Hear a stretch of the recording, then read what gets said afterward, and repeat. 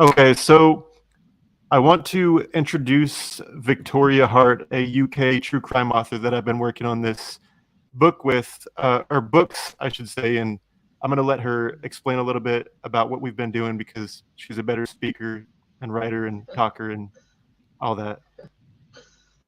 Okay, so basically, Andrew came to me with an idea because he has this extensive collection. When we started looking at all the stuff, there's so much stuff there that if there was too much to do one book. There's going to be multiple books because we thought it was better to pull everyone together. So the first book is going to be about serial killers.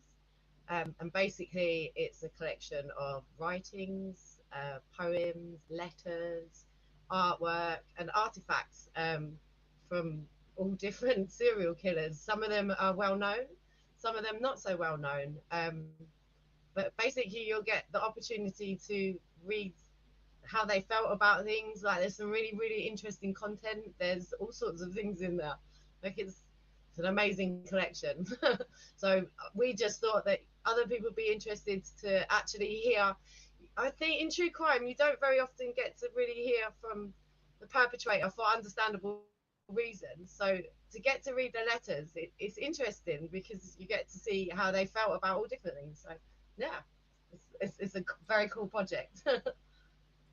Yeah, and there's a lot of people. I mean, I've been doing this for like almost 13 years now, and everybody's like, "Why don't you write a book? Why don't you write a book?" But I really don't have time to write a book. But I do have the time right now to publish a book of all my letters and art and whatever over the years, even the most grotesque things that you can imagine that a serial Yeah, killer or whatever has some of sent the over the letters years. definitely.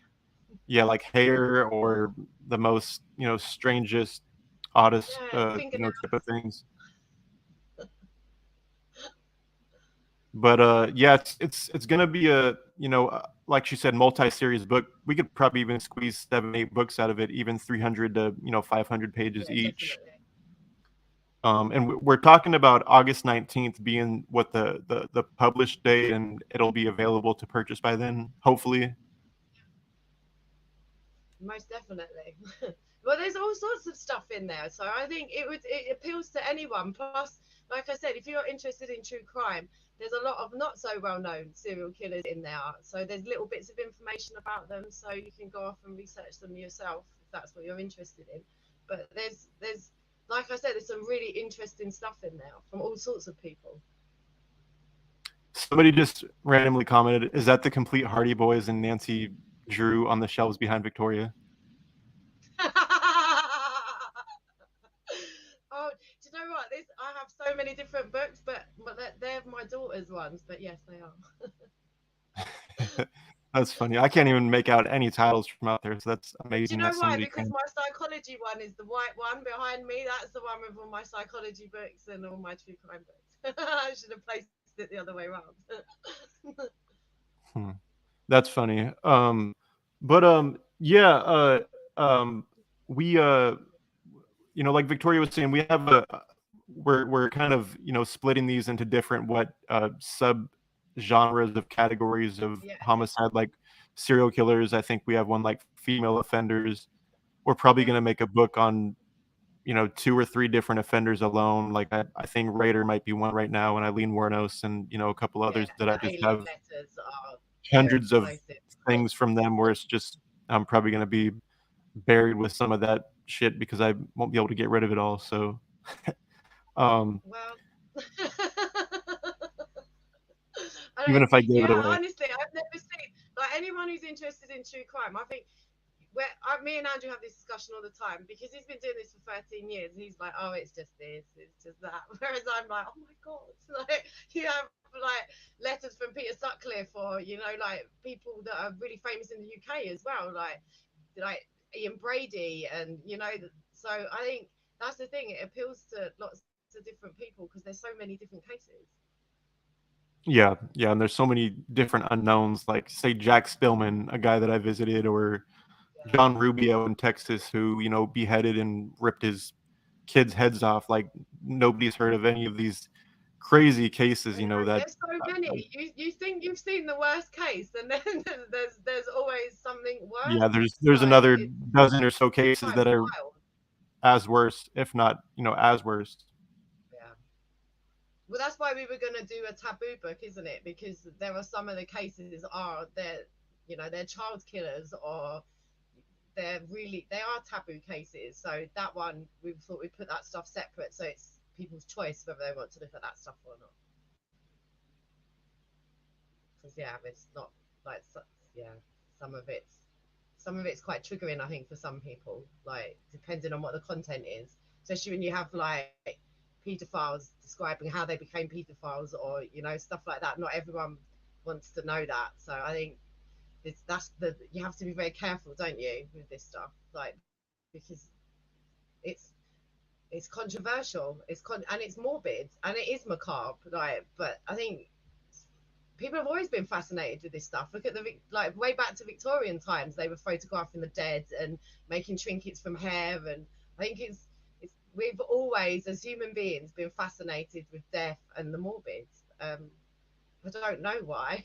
we have actually asked an expert that question for the introduction of the book, because we thought, like, why are we all so fascinated with true crime and those sorts of things? So hopefully he'll be able to answer some of that. Yeah, yeah. This the Are you going same to show your person. collection, Andrew? I think you Yeah, should show us well, some of your stuff. the same person said to me, can I tell my roommate to stop downloading porn for a minute while I stream, because my connection is all wavy and and low. My connection where I'm in my room, I'm always going in and out all the time. I need to get one of those Wi-Fi booster whatevers. Oh, there's But they nothing said more annoying than no connection. I they feel said you. Victoria's Right. coming through perfectly clear and she's an ocean away. That's because I have a very high definition camera. Yeah, the UK technology is above Yeah. par. Wow, I don't But know about that. You should see well, yeah, us we're in the hot weather. We're dying. oh It's yeah, like I'm sure it's that heat, the first heat wave ever, huh? Yeah, definitely. We've got another one next week, so Facebook will be full of complaining Brits again. Yeah, yeah, yeah. It's been in the hundreds here for the past week or so, but it's used to it down here. See, that's why I But love the heat, but yeah, not everyone does. So. we wanted to show a couple, I guess, artifacts that will be in the book, or books, that not might not necessarily be in the first one. But I know that Victoria pulled out a few things from Sean Grade and Carrie Steiner, and I have a couple of things here from Ken Bianchi, Charles Manson, and a couple other random murderers that I've accumulated things from over the years. But Do you want let's to see. start, or do you want me to Yeah, start? this first one just looks like a regular Bible, but Ken Bianchi, half of the Hillside Stranglers, signed it. And what's interesting is when he would sign things, he would sign "I am innocent," maybe being that's more appropriate to do. I don't know. I know he's been apprehensive over the years to sign a lot of things, because he does claim he's innocent and still does to this day. And but I know he. Yeah, well, that's the same for a lot of serial killers, though, aren't they? There aren't many that are like, yeah, I'm guilty. I think a lot Yeah, of them yeah. I still mean, got the thing. yeah, I think Philip Jablonski was one of the last ones that would go Yeah, into details beyond and above. yeah, And his letters or something else. Jack Spillman as well, until the inmates started catching on, and now he's like this reformed, I guess, like Christian, and people leave him alone. And just months ago, he was bragging about these child murders. But you know, and here's an original Polaroid of Charles Manson holding some type of art piece that he did years ago. Let's see. That's one of my more favorite pieces that I've had for a couple of Yeah, years I was now. gonna say anything Manson is. I love the things he made out of threat. Just the stuff inmates make. I saw someone posted not long ago these cars that an inmate had made. Like it always fascinates me, the stuff they make with what they have. What's funny about this next one is Let's see if I can get it out. So Philip Jablonski, I spent 2 days in a cage with him. Let's see.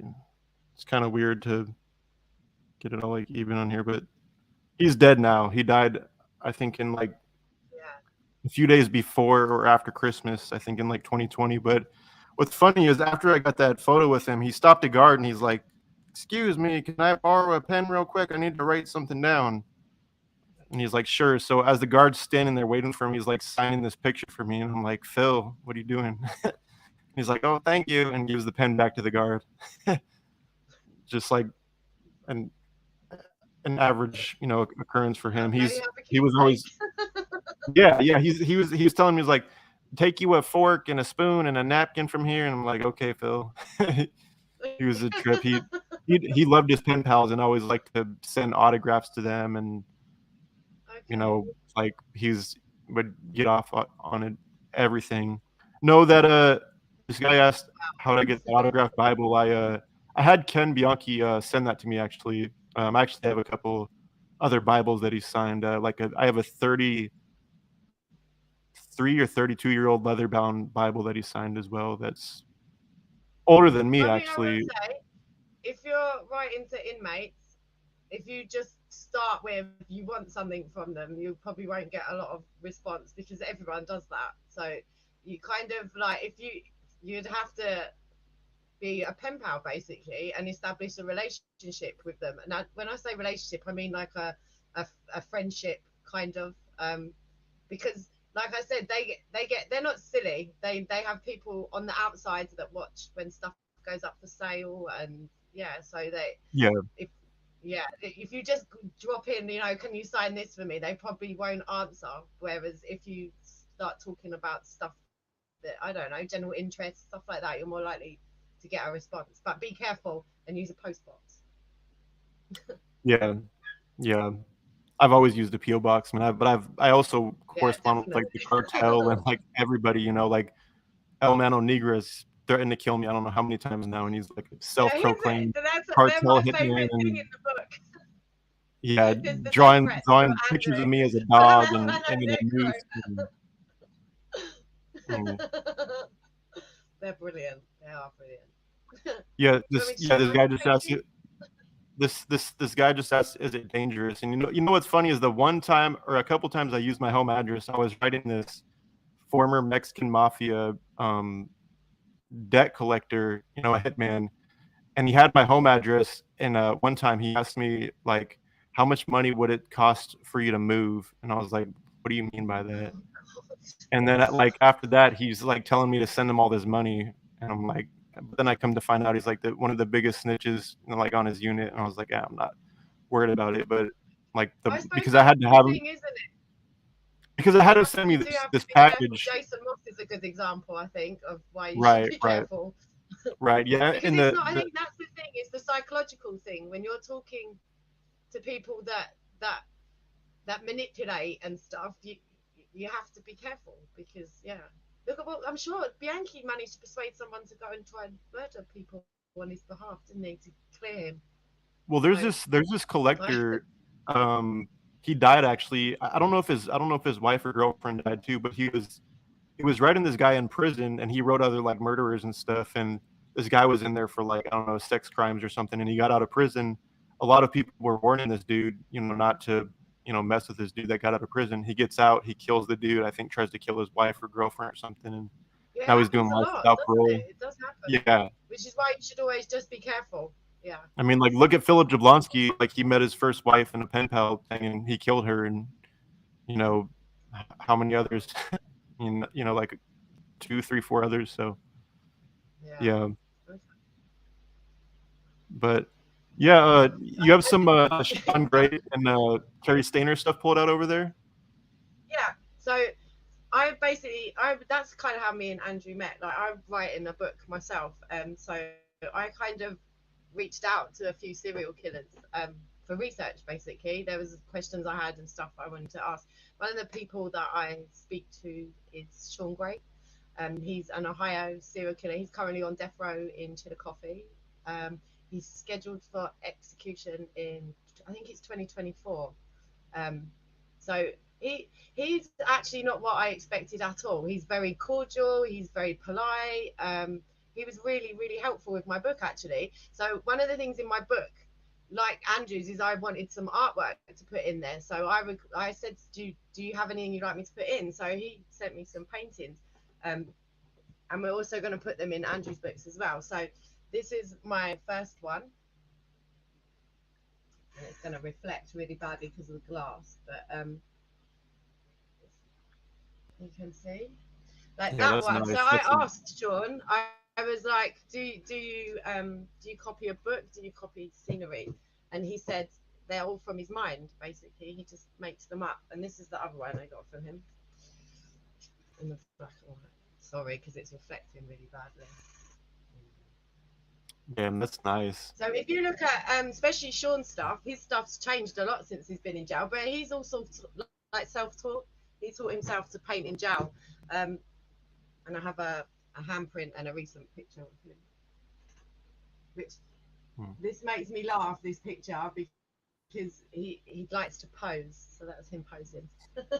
his scenic paintings remind me of Wesley Shermantine's paintings. Wesley Shermantine, one of the Speed Freak killers in California, he does like great. They get better and better grades. Like as he's like as he's been in jail, he's got a lot better. If you see some of his earlier stuff, but yeah, like his stuff's really good. And the other person was Carrie Steiner. I was really surprised he answered, actually.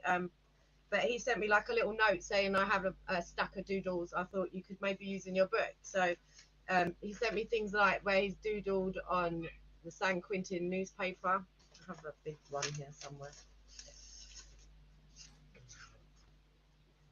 But he's doodled the... Sorry. I'm trying to do them. That's pretty neat. Like doodled the whole way through that. Yeah, he's a great artist. His doodles are my favourite thing. And so try and show you so it doesn't. Like he's a really, really, really talented artist, Carrie Steiner. Like, yeah, I have a couple pieces like that. His faces, the way he draws faces and hands, and I'll find you one where he's drawn a face.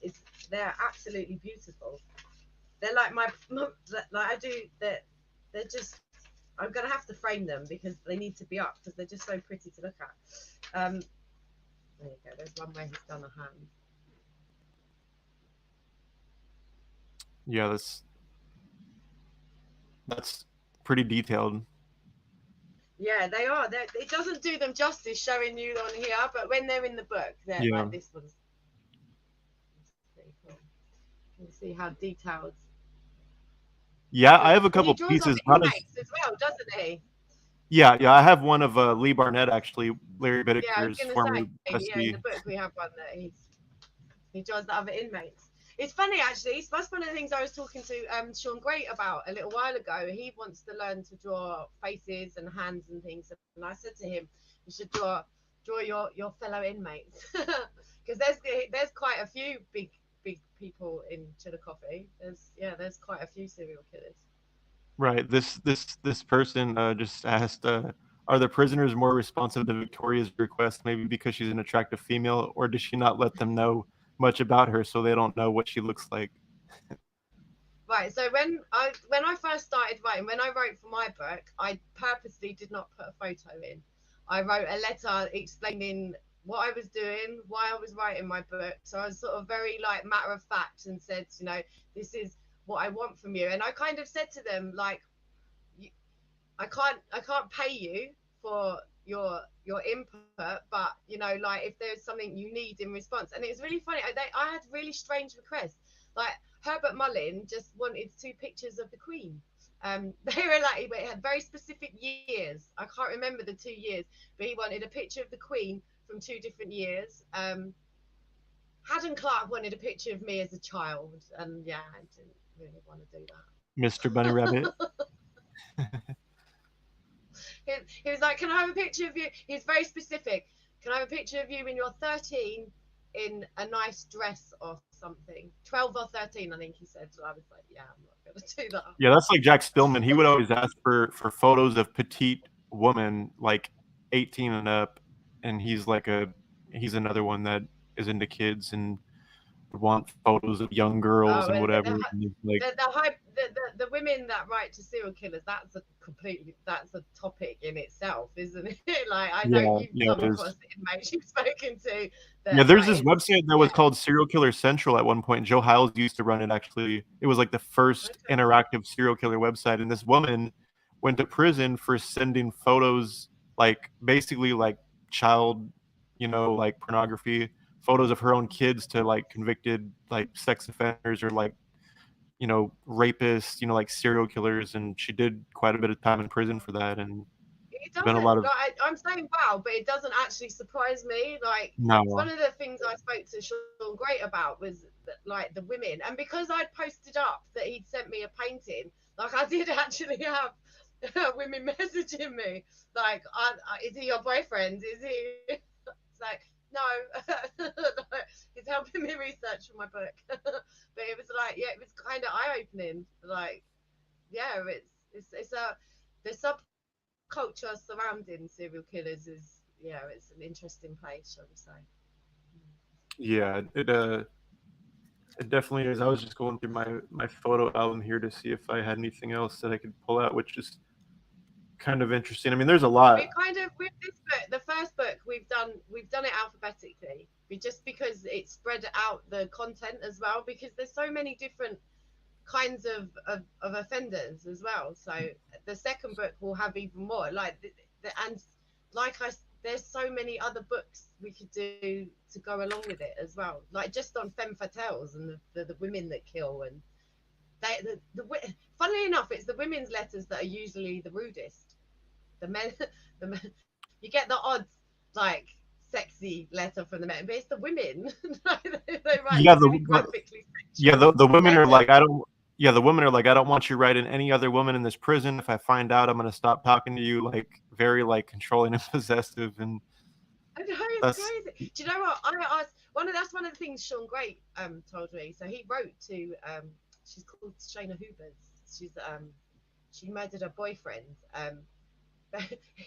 I said, how did that go? Like, because I think the difference with Sean Great, one of the things that this is why I had quite a lot of conversations with him. He's very curious about his his diagnosis, basically. Like, he's very curious about all of that, like how he ended up where he is, basically.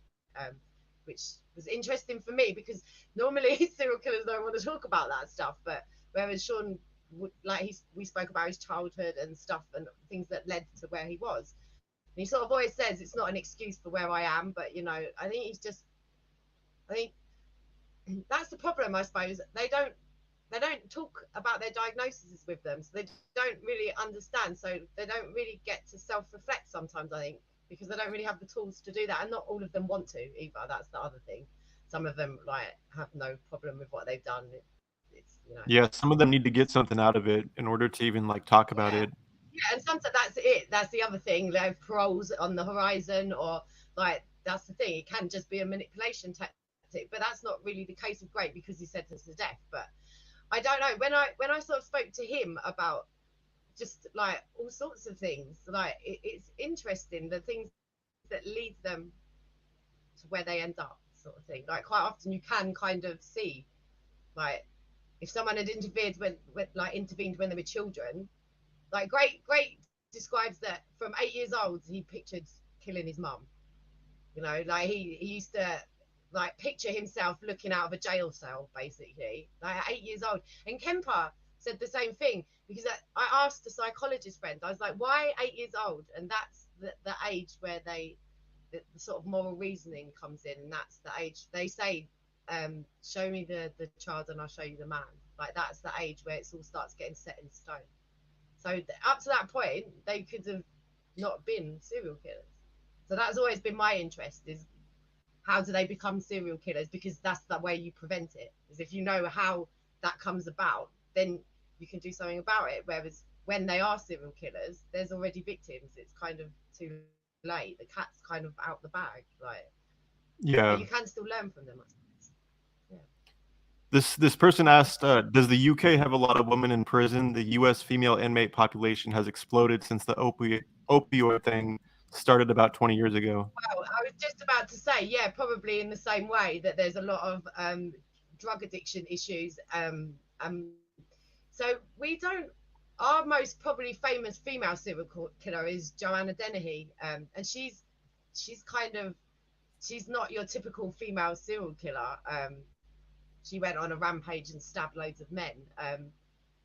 And then I suppose Rose West as well. She is still alive, but you don't really hear much about Rose West. She's sort of she had to be moved because of Joanna Dennehy. Joanna Dennehy said she was going to kill her if she got hold of her, so they moved Rose West. That would have been a funny with part. the females here, it's mostly poverty related prison sentence. So it's thefts, drug addiction, carrying drugs. We have a lot of problems with gangs and drugs. They call it country lines, where they're moving drugs around the country, and they quite often use women for stuff like that. So probably very similar, but not on the same scale as America, because I don't know how many times Britain would fit into America. Like, we're tiny compared to you. So yeah, but Yeah. we're probably the same. There's a lot of the same issues, I would have thought.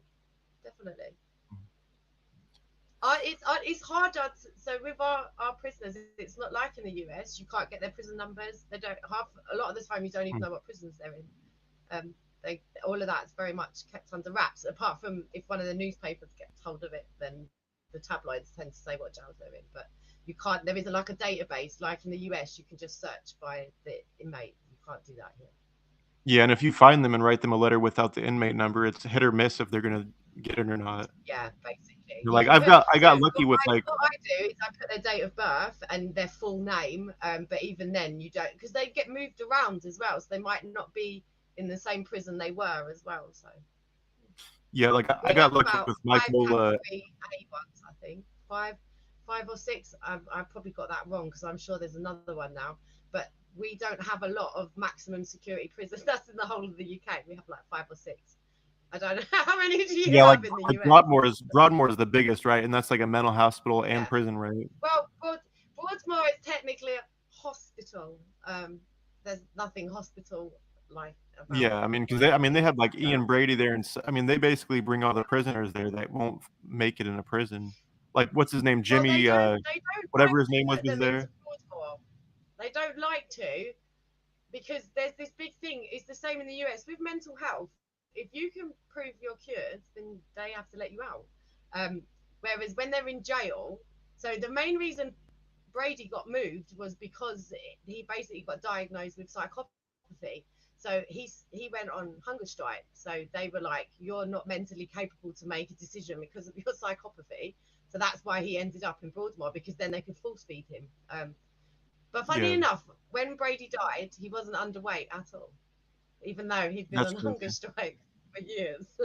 So, but I've actually, when I was in some of the groups on Facebook and stuff like that, I actually spoke to a couple of people that worked at Broadmoor, and they said like Brady was always eating. He always had packets of biscuits and secret chocolate and stuff. So although he said he was hunger striking, he wasn't, which I find really amusing. This person said, does Victoria...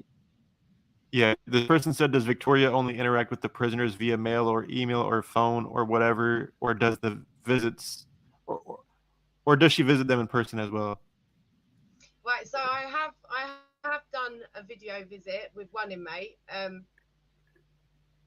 It's, for me, obviously, being in the UK, most of the inmates I spoke to were in the US, because like I said, the one inmate that answered me in the UK was Charles Bronson. If you're not in the UK, people don't tend to know who Bronson is, but he's like one of our longest standing violent prisons. He's like incited loads of prison riots, basically. So I'll tell people about Charles Bronson. Everyone loves Bronson. He's like very anti-establishment, so he's like the anarchists like go-to. Bronson. When you mention Charles Bronson, people will say the actor. Yeah, I know. This is it. When you speak to Americans, that's what I say. The actor, I'm like, no. But in the UK, that was named Salvador. Yeah, Charles Salvador everyone knows now. who he is in the UK. Yeah, he changed his name. He's out for parole, you know. Yeah, he's so like what is he like? Like a because he's an old man now. Like what? He's like a peace guru now or something like that. No, see, Bronson's quite interesting. Bronson has always held his hands up and said, you know, like, I'm only violent because you made me violent. He's like, I've never raped anyone, I've never killed anyone, which he hasn't. He basically, he incited about 3 different riots in the prison and caused Yeah, millions taking of cops pounds worth of hostage and damage. stuff, and yeah. Yeah. So like that's why he was in prison for such a long time, because he wouldn't do as he was told. He would just like incite massive riots. So Yeah. yeah. Well, shoot. I think we could probably wrap this up. You know, again, we're gonna Yeah, be and we'll talk hopefully again releasing nearer the this. time when the book's nearer done. We can maybe Yeah, yeah. show some layout. Yeah, we'll definitely, you know, go live, especially after the book is out and promoted, and Yeah, maybe even do definitely. like a To hear, giveaway love of to hear sorts, what something everyone like that. thinks, definitely, and what they like, what they don't like, what they'd like us to do different in the next book. That'd be really cool. Yeah, I guess this is the longest conversation I've carried on with a bot because this person's name is Robot Glock. Usually the bots just block me, or I'll block them. But so, all right. Well, if you can think of anything else to add, before we get out of here. No, just that this has been one of the most exciting projects I've ever worked on. It's been because I researched, like for me it's been amazing to like get to read all these letters, and yeah, it's I hope everyone is as excited as we are when they see the book, you know, and it's like, and they can take something away from it that helps. That would be the ultimate goal, wouldn't it? Yeah. Drop dead excited. Yeah. So, all right. Well, we'll get out of here and we'll, you know, do this again Yeah, sooner than later when we definitely. release it. It's a pleasure to talk to you. All right.